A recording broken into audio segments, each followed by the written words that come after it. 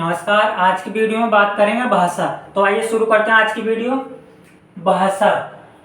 भाषा शब्द की उत्पत्ति संस्कृत शब्द भाष से हुई है।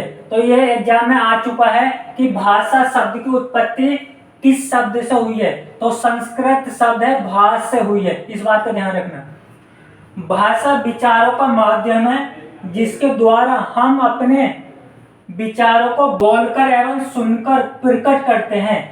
तो भाषा एक माध्यम है जिसके द्वारा अपने विचारों को प्रकट कर सकते हैं। जैसे मैं अपने विचार आपके सामने प्रकट कर रहा हूँ, तो भाषा एक माध्यम है जिसके द्वारा हम अपने विचारों को प्रकट कर सकते हैं।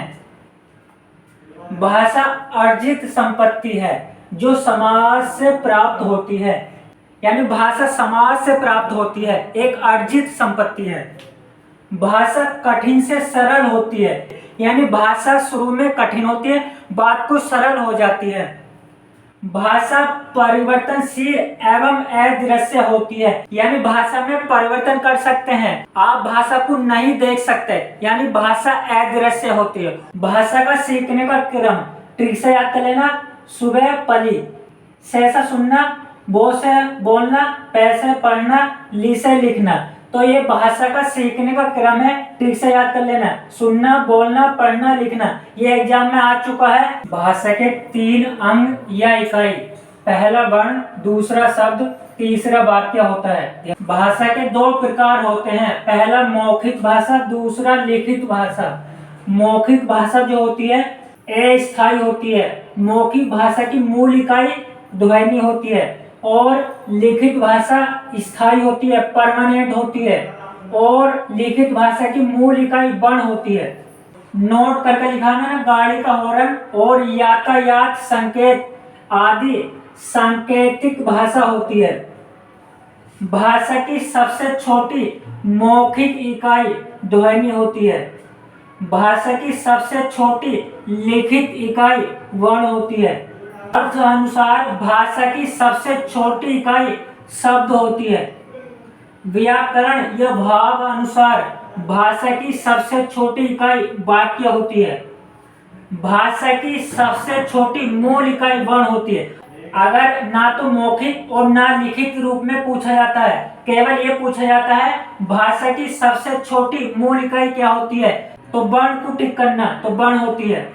भाषा की मुख्य इकाई वाक्य होती है और इन सब का क्रम ध्वनि, फिर वर्ण, फिर अक्षर, फिर शब्दांश, फिर शब्द, फिर पद और पद के बाद वाक्य आता है। भारत के 4 भाषा परिवार। पहला भारतीय परिवार, इसको इंडो यूरोप भी कहा जाता है। इसके अंतर्गत हिंदी भाषा, अंग्रेजी, संस्कृत, मराठी, बंगाली भाषा आती है। दूसरा परिवार है द्रविड़ परिवार, तो इसके अंतर्गत तमिल भाषा, तेलुगु, कन्नड़, मलयालम भाषा आती है, जो दक्षिण भारत की भाषा इसके अंतर्गत आती है। तीसरा परिवार ऑस्ट्रिक परिवार, संथाली भाषा है, मुंडा भाषा है, यानी संथाली जनजाति भी है, मुंडा जनजाति भी है, तो इसी के अंतर्गत है। चौथा परिवार है चीनी तिब्बती परिवार, नेपाली भाषा जो है वो इसी के अंतर्गत है। तो भारत के 4 भाषा परिवार हैं। तो पूछा जाता है हिंदी कौन से परिवार के अंतर्गत है, तमिल कौन से परिवार के अंतर्गत आती है। और भारत में सर्वाधिक बोली जाने वाली भाषा सबसे ज्यादा हिंदी, दूसरे नंबर पर बंगाली, तीसरे नंबर पर मराठी और चौथे नंबर पर तेलुगु। तो ये क्रम ध्यान रखना, कभी कभी ये बदल जाता है, लेकिन हिंदी पहले नंबर पर है। और विश्व में सबसे ज्यादा बोली जाने वाली भाषा कौन सी है, मंदारिन, इसको चीनी भाषा बोलते हैं। तो दूसरे नंबर पर अंग्रेजी और तीसरे नंबर पर हिंदी आती है। तो पहले नंबर पर आपको याद रखना मंदारिन। भारत के 3 राज्यों में हिंदी द्वितीय भाषा है। कौन से 3 राज्य हैं, महाराष्ट्र, गुजरात और पंजाब।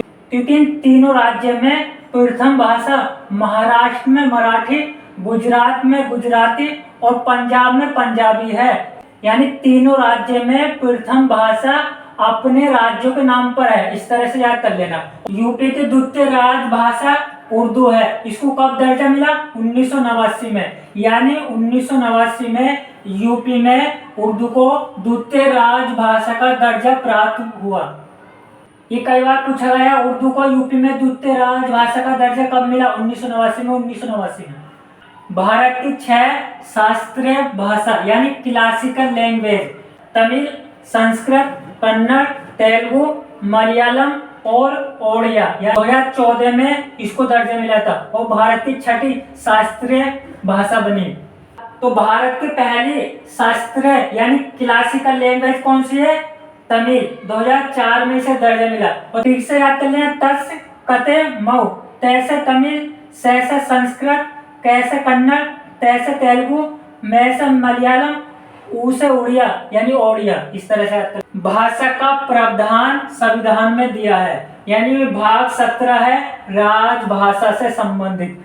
अनुसूची 8 में क्या है? वर्तमान में 22 भाषाएं। मूल संविधान में 8वीं अनुसूची में 14 भाषाएं थी, लेकिन वर्तमान में 8वीं अनुसूची में कितनी भाषाएं? 22 भाषाएं।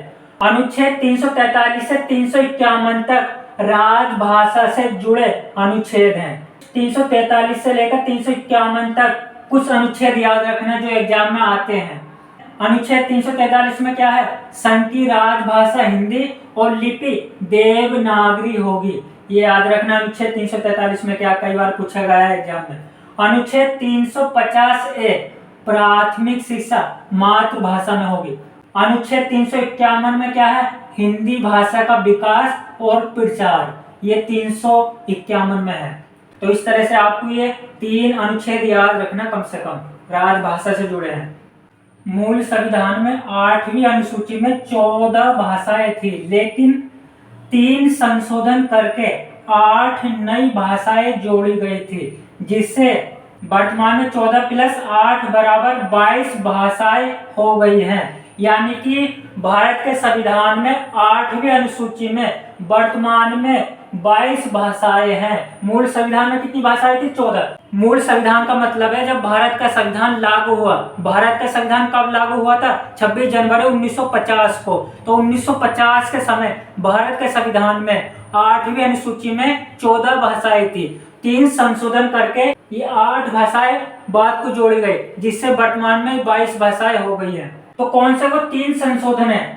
तो पहला संशोधन 21वां संशोधन 1967 में किया गया और सिंधी भाषा जोड़ी गई, और सिंधी जो बनी वो 15वीं भाषा बनी थी। 14 तो पहले थी, 15वीं भाषा सिंधी बनी। 71वां संशोधन 1992 में किया गया और 3 भाषाएं जोड़ी गई, कनम, कैसे कोंकणी, एनसा नेपाली और एनसा मणिपुरी। कोंकणी गाँव में बोली जाती है। तो 3 भाषाएं जोड़ी गई। 71वां संशोधन 1992 में किया गया था, 3 भाषाएं जोड़ी गई। और तीसरा संशोधन 92वां संशोधन 2003 में किया गया, यानी इन दोनों को जोड़ गई। 71 कितना हो जाएगा? 92। तो 92वां संशोधन 2003 में किया गया और 4 भाषाएं जोड़ी गई। ठीक से याद कर लेना। SDM, सिटी का SDM होता है, B लगा देना। S से संथाली, D से डोंगरी, M से मैथिली, B से बोडो। तो बोडो असम में बोली जाती है, डोंगरी जम्मू कश्मीर में, संथाली मैथिली बिहार में बोली जाती है। तो इस तरह से 3 संशोधन करके ये 8 भाषाएं जोड़ी गई, जिससे 8वीं अनुसूची में वर्तमान में 22 भाषाएं हो गई हैं। तो वर्तमान में 22 भाषाएं हैं 8वीं अनुसूची में, याद रखना। प्रथम राजभाषा आयोग 1955 में बना। इसके अध्यक्ष कौन थे? बाल गंगाधर खेर। प्रथम राजभाषा संसदीय समिति 1957 में बनी थी, 2 वर्ष बाद। भाषा के आधार पर बना भारत का प्रथम राज्य आंध्र प्रदेश। कब बना?